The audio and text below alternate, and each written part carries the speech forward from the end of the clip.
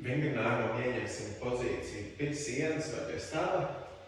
Atkāpsimies nedaudz no sienas, rokas noliksim priekšā, pacelsimies uz pirkstgaliem un sasmērsimies uz sienu.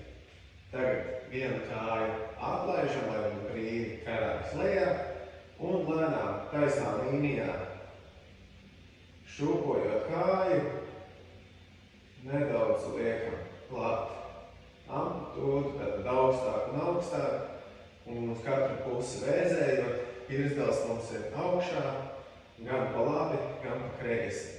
Un relaksēti vēzējam, un tieši tāpatās ar otru kāju.